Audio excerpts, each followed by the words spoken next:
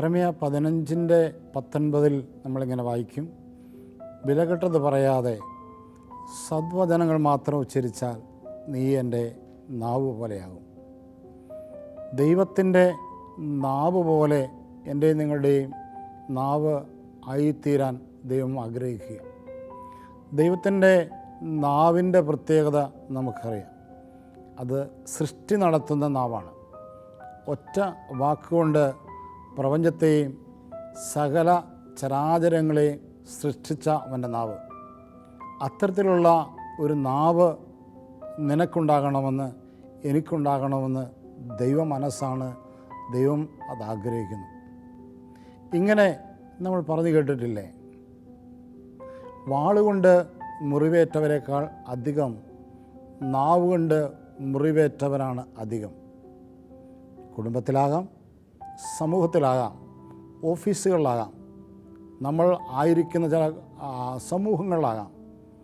അവിടെയൊക്കെ മുറിവേറ്റ അനേകരെ അടുത്ത് നാം പരിചയപ്പെടുമ്പോൾ, അവരെ മനസ്സിലാക്കുമ്പോൾ ചില വാക്കുകളാണ് അവരുടെ ജീവിതത്തിൽ തളർച്ചയ്ക്കും അപകർഷതയ്ക്കും കാരണമായി മാറിയതെന്ന് കണ്ടുമുട്ടാൻ കഴിയും. നമ്മുടെ വാക്കുകൾക്ക് വലിയ ശക്തിയുണ്ട്. അതുകൊണ്ടാണ് ദൈവവചനം ഇങ്ങനെ പറഞ്ഞു വച്ചത്, വിലകെട്ടത് പറയാതെ സദ്വചനങ്ങൾ മാത്രം സംസാരിക്കണം. സുഭാഷിതങ്ങളുടെ പുസ്തകത്തിൻ്റെ 18:21. പക്ഷേ നിങ്ങളെല്ലാവരും അത് വായിച്ചിട്ടുണ്ടാകാം. മനോഹരമായ വചനം നമ്മോട് പറയുന്നു, ഹൃദ്യമായ വാക്ക് തേനറ പോലെയാണ്, അത് ആത്മാവിന് ജീവനും ശരീരത്തിന് ഔഷധവുമാണ്. ആത്മാവിന് ജീവനുണ്ട്, ശരീരത്തിന് ഔഷധമാണ്. നമുക്കറിയാം, ഔഷധം നമ്മൾ കഴിക്കുന്നത് രോഗസൗഖ്യത്തിനും അങ്ങനെ ഉള്ള കാര്യങ്ങൾക്കാണ്. അപ്പോൾ ഒരുവൻ്റെ വാക്ക്, നിൻ്റെ വാക്ക്, എൻ്റെ വാക്ക് സൗഖ്യത്തിന് നിദാനമായി തീരുമെന്ന് ദൈവവചനം നമ്മെ ഓർമ്മപ്പെടുത്തുകയാണ്. ഞാനൊരു സംഭവം ഓർക്കുകയാണ്. വളരെ വർഷങ്ങൾക്ക് മുമ്പ്, ഏകദേശം ഒരു 10 വർഷങ്ങൾക്കപ്പുറത്ത്, ശരീരത്തിൽ മഞ്ഞപ്പിത്തം കൂടി മരണത്തോട് അടുത്ത ഒരു രോഗിയെ കാണാൻ മെഡിക്കൽ കോളേജിൽ പോകാൻ ഇടവന്ന ഒരു സാഹചര്യം. അദ്ദേഹത്തിൻ്റെ സംസാരശേഷിയെല്ലാം കുറഞ്ഞു വന്നുകൊണ്ടിരിക്കുന്നു. മുഖത്തിൻ്റെ ഒരു സൈഡ് കോടിയതുപോലെ ആയിരിക്കുന്നു. ജീവിത പങ്കാളിയും മൂത്ത കുഞ്ഞും ആ ബെഡിനടുക്കലുണ്ട്. അവർ കരഞ്ഞുകൊണ്ടാണ് നിൽക്കുന്നത്. അവരെ കാണാൻ ചെന്നപ്പോൾ ആ സഹോദരൻ ഇങ്ങനെ വളരെ ദയനീയമായി എൻ്റെ മുഖത്ത് നോക്കി. ഞാൻ ആ സഹോദരനോട് വളരെ സൗമ്യമായി സംസാരിച്ചു. സാരമില്ല ചേട്ടാ, ഈ രോഗം മാറും, നിങ്ങൾ സൗഖ്യമാകും, വീണ്ടും ജീവനിലേക്ക് മടങ്ങി വരാൻ ദൈവം നിങ്ങൾക്ക് അവസരമൊരുക്കും. തുടർന്ന് ഞാൻ ആ സഹോദരൻ്റെ കൗദാശിക ജീവിതത്തെക്കുറിച്ച് അന്വേഷിച്ചു. വർഷങ്ങളായി ഈ സഹോദരൻ കുമ്പസാരം എടുത്തിട്ട്, സ്നേഹത്തോടെ ഞാൻ അത് സഹോദരനോട് ഇടപെട്ടു.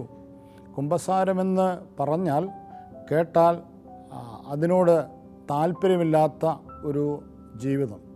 വളരെ വർഷങ്ങളായി പലരും ഉപദേശിച്ചിട്ട് കുമ്പസാരം സ്വീകരിക്കാൻ വൈമുഖ്യം കാണിച്ച ഒരു സഹോദരൻ. ഞാൻ അദ്ദേഹത്തോട് പറഞ്ഞ വാക്കുകൾ ഒരിക്കൽ കൂടി ഓർക്കുകയാണ്. സഹോദരൻ സൗഖ്യം പ്രാപിക്കും. സൗഖ്യപ്പെടുത്താനുള്ള ശക്തി മനുഷ്യകരങ്ങളിലില്ല. സ്നേഹപൂർവ്വം അടുത്ത ദേവാലയത്തിൽ പോയി ഒരു വൈദികനെ കണ്ട് കുമ്പസാരത്തിൻ്റെ സാഹചര്യത്തെക്കുറിച്ച് അന്വേഷിച്ച് ആ മെഡിക്കൽ കോളേജിൽ ആ സഹോദരൻ്റെ ബെഡിനടുക്കൽ ആ വൈദികൻ പിറ്റേ ദിവസം വന്ന് കുമ്പസാരം എടുക്കുകയാണ്. സ്നേഹമുള്ളവരെ, മെഡിസിൻ ഏൽക്കാത്ത വിധത്തിൽ തളർന്നുപോയ രോഗബാധിതനായ ആ മനുഷ്യൻ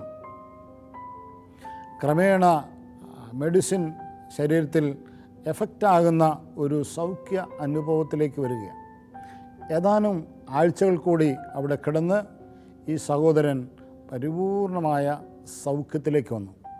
2 കാര്യമാണ് അവിടെ സംഭവിച്ചത്. സ്നേഹത്തോടെയുള്ള ആ വാക്ക്, ആ സംസാരം, കുമ്പസാരമെന്ന കുദാശ സ്വീകരിക്കാൻ അദ്ദേഹത്തിൻ്റെ മനസ്സിനെ ഒരുക്കി. കുമ്പസാരം എന്ന കുദാശയിലൂടെ ആ മനുഷ്യൻ സൗഖ്യത്തിൻ്റെ അനുഭവത്തിലേക്ക് വരിക. അതുകൊണ്ടാണ് വചനം പറഞ്ഞ് നമ്മുടെ വാക്കുകൾക്ക് ജീവൻ കൊടുക്കാനും. സുഭാഷിതങ്ങൾ ഇങ്ങനൊരു വചനമുണ്ട് 18:21, വാക്കുകൾക്ക് ജീവൻ കൊടുക്കാനും നശിപ്പിക്കാനും സാധിക്കും. സ്നേഹമുള്ളവരെ, നമ്മുടെയൊക്കെ പ്രായത്തിനിടയിൽ നമ്മളെത്രയോ രോഗാവസ്ഥകളിലൂടെ കടന്നു പോകുന്നവരെ സന്ദർശിച്ചിട്ടുണ്ട്. നമ്മുടെ ഇടയിലും നമ്മുടെ കുടുംബത്തിലും ഇപ്രകാരമുള്ള നിരാശ ബാധിച്ച് മെഡിസിൻ എടുത്തിട്ടും അത് എഫക്റ്റാകാത്ത വിധത്തിൽ ഭാരപ്പെടുന്നവർ, ഉറക്കം നഷ്ടപ്പെട്ടവർ, അങ്ങനെ ധാരാളം മനുഷ്യരെ നിസ്സഹായാവസ്ഥയിൽ നാം കണ്ടിട്ടുണ്ട്. നാം എത്ര പേര് പറഞ്ഞിട്ടുണ്ട്, സാരമില്ല, ഈശോയ്ക്ക് മാറ്റാൻ കഴിയും, ഈശോ സൗഖ്യദായകനാണ്. അങ്ങനെ എത്ര പേരോട് ഞാൻ നിങ്ങളും പറഞ്ഞിട്ടുണ്ട്. പ്രിയമുള്ളവരെ, ഒന്ന് ആത്മശോധനയ്ക്ക് വിധേയമാക്കണം. നമ്മുടെ സംസാരത്തിൻ്റെ രീതികൾ എങ്ങനെയാണ്? ദൈവവചനം അനുശാസിക്കുന്നത് പോലെയുള്ള നല്ല കാര്യങ്ങളാണോ നാം സംസാരിക്കുന്നത്?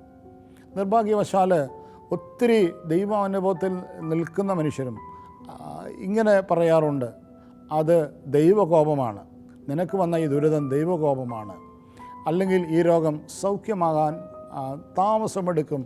അങ്ങനെ ഒരിക്കലും ഒരു പ്രത്യാശയില്ലാത്ത വാക്കുകൾ പറഞ്ഞുകൊണ്ടിരിക്കുന്നവർ നമ്മുടെ ഇടയിൽ ധാരാളമാണ്.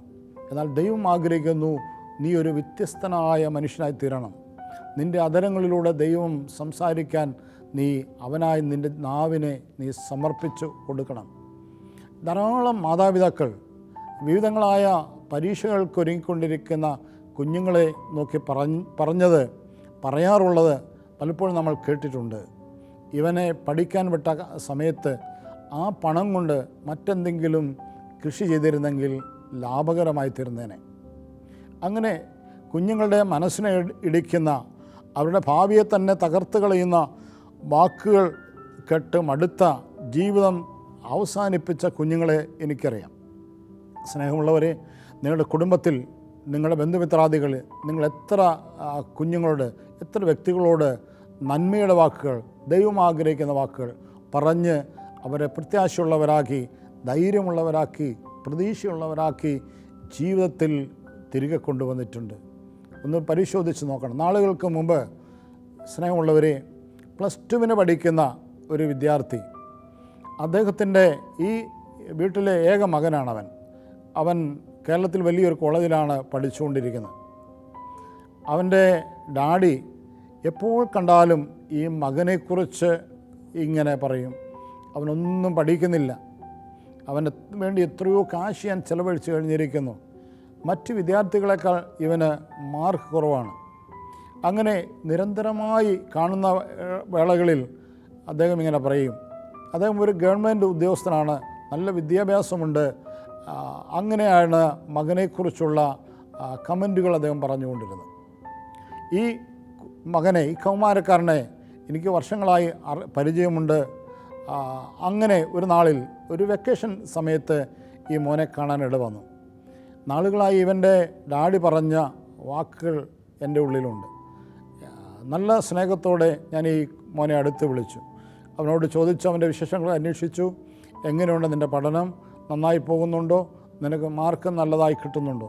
ഇങ്ങനെ കുറേ വിശേഷങ്ങൾ അന്വേഷിച്ചു. അവൻ താല്പര്യമായി. ഞാൻ പറഞ്ഞു, മോനെ, നിൻ്റെ ഡാഡി ഇടയ്ക്കൊക്കെ പറയുന്ന കേൾക്കാം, നിനക്ക് മാർക്ക് കുറവാണ്. അങ്ങനെയൊക്കെ വിഷമം ഡാഡി പറയാറുണ്ട്. കാരണം ഞാനുമായിട്ട് നല്ല അടുപ്പമുള്ള ഒരു കുടുംബ പശ്ചാത്തലമാണ് അവരുടേത്. അവൻ കരയാൻ തുടങ്ങി. ആ മോൻ എന്നോട് പറഞ്ഞു, ബ്രദറെ, വർഷങ്ങളായി എൻ്റെ മാർക്കിൻ്റെ ലെവല് നല്ലതാണ്, ഞാൻ നന്നായി പഠിക്കുന്നു, എനിക്ക് എല്ലാ എക്സാമുകളിലും നല്ല മാർക്ക് കിട്ടുന്നുണ്ട്. അവൻ്റെ മാർക്കിൻ്റെ ആ ലെവല് എന്നോട് പറഞ്ഞു. ആ കോളേജിൽ അവൻ പഠിക്കുന്ന ആ ബാച്ചിൽ, +2 ബാച്ചിൽ, അവൻ്റെ ക്ലാസ്സിൽ അവൻ 5ാം സ്ഥാനത്ത് നിൽക്കുന്ന നല്ല മാർക്കോടുകൂടി മാർക്ക് അവനുണ്ട്. ഒരു കാര്യം ഞാൻ അവനോട് പറഞ്ഞു, മോനെ, സാരമില്ല, കുറേയും കൂടി ഉത്സാഹിച്ചാൽ, കുറേ കൂടി പഠിച്ചാൽ, ശ്രദ്ധിച്ചാൽ നിനക്ക് നമ്പർ 1 ആകാൻ കഴിയും. നിനക്ക് നല്ല കഴിവുണ്ട്. നീ നന്നായി പരിശ്രമിക്കുക, നന്നായി പഠിക്കുക, നന്നായി ഹാർഡ് വർക്ക് ചെയ്യുക. അത് ഭയങ്കര പ്രോത്സാഹനമായി മാറി. പ്രിയമുള്ളവരെ, ആ കോളേജിൽ +2 ആ ബാച്ച് അവസാനിക്കുമ്പോൾ ആ കോളേജിലെ ഏറ്റവും ഹൈയസ്റ്റ് മാർക്കോടുകൂടി ആ യൗവനക്കാരൻ പാസ്സായി. ഇന്ന് അവൻ കേരളത്തിലെ വളരെ ഫേമസായ ഒരു കോളേജിൽ പ്രൊഫസറായി അവൻ തൻ്റെ ജീവിതം മുന്നോട്ട് കൊണ്ടുപോകും. നോക്കുക, ഒരു വാക്ക്, അവൻ്റെ അപ്പൻ, അവൻ്റെ ഡാഡി അവന് വേണ്ട ഭൗതികമായ എല്ലാ കാര്യങ്ങളും ചെയ്തു കൊടുക്കുന്നുണ്ട്. പക്ഷെ ഒരു വാക്ക് അവൻ എന്നോട് പറഞ്ഞു, എൻ്റെ ഡാഡി ഒരിക്കൽ പോലും ഒരു വാക്ക് എന്നോട് നന്മയുടെ വാക്ക് പറഞ്ഞിട്ടില്ല. സ്നേഹമുള്ളവർ, നമ്മുടെ കുഞ്ഞുങ്ങളെല്ലാം വളരെ നല്ലവരാണ്, നല്ല കഴിവുള്ളവരാണ്. എങ്കിലും അവർക്ക് നമ്മുടെ വാക്കുകൾ സപ്പോർട്ടായി തീരത്തക്ക രീതിയിൽ നമ്മുടെ ജീവിതത്തിൽ നമ്മൾ ക്രമം വരുത്തുന്നുണ്ടോ? ഈ വചനം കേൾക്കുമ്പോഴെങ്കിലും ഒരു തിരിച്ചുവരവ് കർത്താവ് ആഗ്രഹിക്കുന്നു. സ്നേഹമുള്ളവരെ, അത് ജീവിതത്തിൻ്റെ എല്ലാ തുറകളിലും ജോലി സ്ഥലത്തായിരിക്കാം, യാത്ര ചെയ്യുന്ന വേളകളിലായിരിക്കാം, അങ്ങനെ ഏത് തുറകളായാലും നിങ്ങളുടെ വാക്കുകളിൽ നിന്ന് ഒരു നന്മയുടെ അരൂപി ഒഴുകുന്നുണ്ടോ? ഇല്ലെങ്കിൽ തിരിച്ചു വരണം. തിരിച്ചു വന്ന് കർത്താവിൻ്റെ അടുക്കൽ കൃപയ്ക്ക് വേണ്ടി ചോദിക്കണം. ഇത് തിരിച്ചറിഞ്ഞ ദാവീദ് 19 സങ്കീർത്തനത്തിൻ്റെ 14 വചനത്തിൽ ഇപ്രകാരം ദൈവത്തോട് പ്രാർത്ഥിക്കുന്നു. വളരെ മാതൃകാപരമാണ് ആ വാക്ക്, നമുക്കും അത് അനുകരണീയമാണ്. ഇങ്ങനെയാണ്: എൻ്റെ അപേക്ഷയിലെയും വിമോചകനുമായ കർത്താവേ, എൻ്റെ അധരങ്ങളിലെ വാക്കുകളും ഹൃദയത്തിലെ വിചാരങ്ങളും അങ്ങയുടെ മുമ്പിൽ സ്വീകാര്യമാകട്ടെ. ഓരോ ദൈവ മക്കളും പ്രാർത്ഥിക്കേണ്ട വാക്കാണത്. എൻ്റെ അപേക്ഷയിലെയും വിമോചകനുമായ കർത്താവേ, എൻ്റെ അധരങ്ങളിലെ വാക്കുകളും ഹൃദയത്തിലെ വിചാരങ്ങളും അങ്ങയുടെ മുമ്പിൽ സ്വീകാര്യമാകട്ടെ. ധാരാളം ജീവിതങ്ങൾ പടുത്തുയർത്തപ്പെടും. നിൻ്റെ വാക്കുകൾ നന്മയുടേതാണെങ്കിൽ, പ്രചോദനമാകുന്ന വാക്കുകളാണെങ്കിൽ, കർത്താവിൻ്റെ മനസ്സിലെ വാക്കുകളാണെങ്കിൽ, അത് അനേകരെ പടുത്തുയർത്തും, അനേകരെ സൗഖ്യമാക്കും. വാക്കുകൾ കൊണ്ട് തളർന്നവർ നമ്മുടെ സമൂഹത്തിൽ ധാരാളമാണ്. ധാരാളം മനുഷ്യർ ചിലരുടെ വാക്കുകൾ കൊണ്ട്, ജീവിതപങ്കാളിയുടെ വാക്കുകളായിരിക്കാം, മക്കളുടെ വാക്കുകളായിരിക്കാം, ഗുരുബോധന്മാരുടെ വാക്കുകളായിരിക്കാം, തളർന്നവർ ധാരാളമുണ്ട്. സ്നേഹമുള്ളവരെ, ബൈബിളിൽ നമ്മൾ പഠിക്കുന്നു, അതിശക്തമായി ദൈവകരങ്ങളിൽ ഉപയോഗിക്കപ്പെട്ട പ്രവാചകനാണ് ഏലിയ. ഏലിയയെക്കുറിച്ച് അറിയാത്തവരാരുമില്ല, ധ്യാനിക്കാത്തവരില്ല. ഏലിയയുടെ തീക്ഷ്ണതയേറിയ പ്രാർത്ഥന, ദൈവ തിരുമനസ്സിനു വേണ്ടി നിലകൊണ്ട പ്രവാചകൻ, അങ്ങനെ ബൈബിളിലെ സ്വർഗത്തിലേക്ക് എടുക്കപ്പെട്ട പ്രവാചകൻ, അത്രമാത്രം ദൈവ മനസ്സിന് പ്രീതികരമായ ജീവിതം നയിച്ച മനുഷ്യൻ. 1 രാജാക്കന്മാരുടെ പുസ്തകം 19 അധ്യായം അതിൻ്റെ 2 തിരുവചനത്തിലെത്തുമ്പോൾ ഭയം കൊണ്ട് പ്രാണരക്ഷാർത്ഥം ഓടിപ്പോകുന്ന ഏലിയാവിനെ നമ്മൾ കാണുക. എന്താണ് ഏലിയ ഓടിപ്പോകാൻ കാരണം? ഏലിയ ശക്തനല്ലേ? പ്രാർത്ഥന മുഖാന്തരം തീ ഇറക്കിയവൻ. ജെസബേൽ രാജ്ഞിയുടെ വാക്കിന് മുമ്പിൽ അവൻ തളർന്നുപോയി. എന്താണ് വാക്ക്? ജെസബേൽ പറഞ്ഞു, നാളെ ഇതേ സമയം, ഈ സമയമാകുമ്പോൾ പ്രവാചകന്മാരിൽ ബാലിൻ്റെ പ്രവാചകൻ, ദൈവത്തിൻ്റെ പ്രവാചകനല്ല, ബാലിൻ്റെ പ്രവാചകന്മാരിൽ ഒരുവനെ വധിച്ചതുപോലെ നിന്നെയും ഞാൻ വധിക്കും. ഇതാ ശക്തനായ മനുഷ്യനിൽ ഭയം കടന്നു വരികയാണ്. ജീവിക്കാൻ പ്രത്യാശയില്ലാതെ മാറുകയാണ്. അവൻ ആ ദിവസം തന്നെ പലായനം ചെയ്തു. ഹോറേബിലെത്തി അവൻ ദൈവത്തോട് പ്രാർത്ഥിച്ചു. മടുത്തു, ജീവിതം മടുത്തു, മരണത്തിന് വേണ്ടി അവൻ പ്രാർത്ഥിച്ചു. നോക്കുക, ശക്തനായ ഒരു മനുഷ്യനെ തകർത്തത് ജെസബേൽ എന്ന വിജാതീയ സ്ത്രീയുടെ ഒരേ ഒരു വാക്കാണ്. സ്നേഹമുള്ളവരെ, ആത്മീയതയിലും ഭൗതികതയിലും തളർന്നുപോയ മനുഷ്യരുടെ ജീവിതം എടുത്ത് പഠിച്ചാൽ കുടുംബത്തിലെ സ്വസ്ഥതയില്ലാത്ത വാക്കുകൾ, ആ രീതികൾ അവരെ തളർത്തിയിട്ടുണ്ടാകാം. പ്രിയമുള്ളവരെ, ഇതാ ഏലിയ തളർന്നു പോവുക. അപ്പോൾ വാക്കുകൾ കൊണ്ട് തളർന്നവർ നമ്മുടെ ഇടയിലുണ്ടോ? നമ്മുടെ സമൂഹത്തിലുണ്ടോ? നമ്മുടെ കുടുംബത്തിലുണ്ടോ? നമുക്കൊന്ന് തിരിച്ചു വന്നാൽ ദൈവ മനസ്സിന് സന്തോഷമായി തീരുകയില്ലേ? ഒന്ന് ഓർത്ത് നോക്കുക, നിൻ്റെ വാക്കുകൊണ്ട്, നിൻ്റെ പെരുമാറ്റം കൊണ്ട് തളർന്നവർ ഉണ്ടോ? നമ്മുടെ നാവിനെ നാം സൂക്ഷിക്കേണ്ടതുണ്ട്, സമർപ്പിക്കേണ്ടതുണ്ട്. കാരണം ബൈബിൾ ഇങ്ങനെ പറയുന്നു, യാക്കോബിൻ്റെ ലേഖനം 3 അധ്യായത്തിൽ നമ്മൾ ഇങ്ങനെ വായിക്കുന്നു, വാക്കിനെ നിയന്ത്രിക്കുന്നവൻ പരിപൂർണനാണ്. ദൈവം നമ്മെ വിളിച്ചത് ഒരു പരിപൂർണതയിലേക്കാണ്. അതിൽ വലിയ സ്ഥാനമാണ് നാവിന്. വാക്കിനെ നീ നിയന്ത്രിച്ചാൽ, നിൻ്റെ ജോലിസ്ഥലത്തായിരിക്കാം, ഈ കുടുംബ അന്തരീക്ഷത്തിലായിരിക്കാം, സമൂഹത്തിലായിരിക്കാം, വാക്കിനെ നിയന്ത്രിച്ചാൽ ദൈവം ആഗ്രഹിക്കുന്ന പരിപൂർണ്ണ വിശുദ്ധിയിലേക്കും നന്മയിലേക്കും നീ കടന്നു വരും. 3-ാം അധ്യായത്തിൽ തന്നെ മറ്റൊരു വാക്കുണ്ട്, നാവ് തീയാണ്. നാവ് തീയാണ്.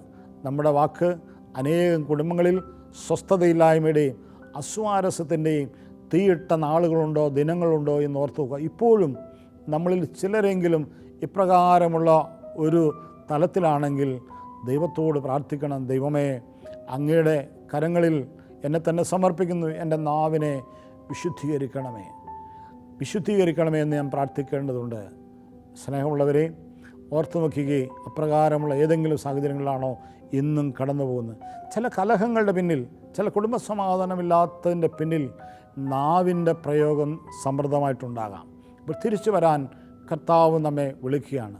പ്രിയമുള്ളവരെ, നാവ് കൊണ്ട് മനുഷ്യ സംഭവങ്ങളെ പിടിച്ചു നിർത്തിയ വ്യക്തികൾ ബൈബിളിലും ചരിത്രത്തിലുമുണ്ട്.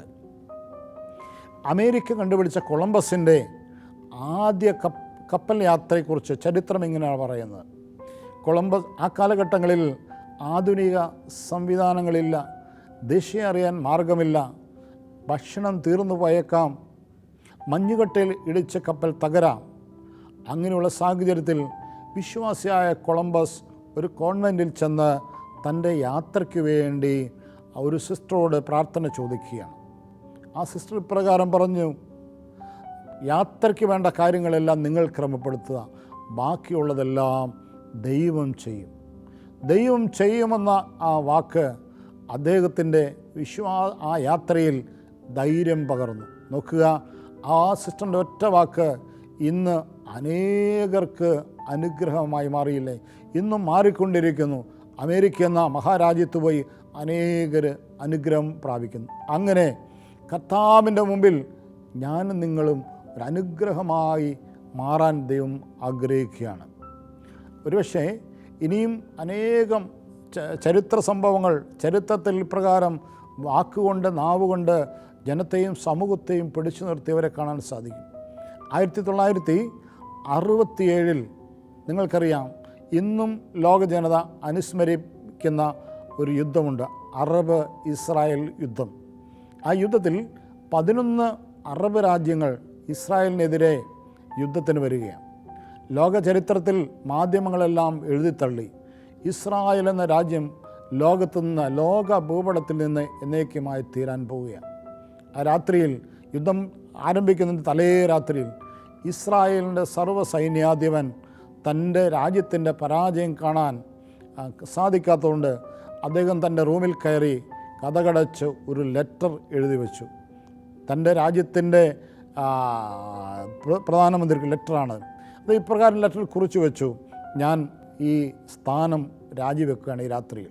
കാരണം രാജ്യത്തിൻ്റെ പതനം കണ്ട്, ജനത്തിൻ്റെ നാശം കണ്ട് എനിക്ക് സർവ്വസൈന്യാധിപനായി തുടരുന്നതിൽ താല്പര്യമില്ല. അങ്ങനെ ആ രാത്രിയിൽ അദ്ദേഹം രാജി എഴുതിക്കൊണ്ടിരിക്കുമ്പോൾ തൻ്റെ പരിചാരകൻ തൻ്റെ റൂമിലേക്ക്, ഈ സർവ്വസൈന്യാധിപൻ്റെ റൂമിലേക്ക് ഒരു കപ്പ് കോഫിയുമായി വരികയാണ്. തൻ്റെ യജമാനൻ എഴുതി വെച്ച ആ കത്ത് അവൻ വായിക്കാനിട വന്നു. അവന് മനസ്സിലായി തൻ്റെ യജമാനൻ സർവ്വസൈന്യാധിപൻ്റെ സ്ഥാനം രാജിവെക്കാനുള്ള കത്താണ് എഴുതിയിരിക്കുന്നത്. അവനിപ്രകാരം പറഞ്ഞു, എലോൺ താഴ്വരയിൽ ഒറ്റയ്ക്ക് നിന്ന് ദാവീദ് മല്ലനായ ഗോലിയാത്തിനോട് യുദ്ധം ചെയ്ത് അവനെ പരാജയപ്പെടുത്തിയില്ലേ? അങ്ങൊരിക്കലും രാജിവെക്കരുത്. ആ ഒരു വാക്ക് ആ സർവ്വസൈന്യാധിപനെ ബലപ്പെടുത്തി. തുടർന്നുള്ള യുദ്ധങ്ങൾ നമുക്കറിയാം, ലോക ചരിത്രത്തിൽ 6 ദിവസം കൊണ്ട് അവസാനിച്ചു ആ യുദ്ധം. ഇസ്രായേൽ വിജയശ്രീലാളിതരായി മാറി. സ്നേഹമുള്ളവരെ, നമ്മുടെ വാക്കുകൾ മനുഷ്യർക്ക്, വ്യക്തികൾക്ക്, സമൂഹങ്ങൾക്ക്, നീ ആയിരിക്കുന്ന ഇടങ്ങളിലെല്ലാം അനുഗ്രഹമായി തീരുന്നതിന് വേണ്ടി നമുക്ക് പ്രാർത്ഥിക്കാം. ദൈവം നമ്മെ അനുഗ്രഹിക്കട്ടെ.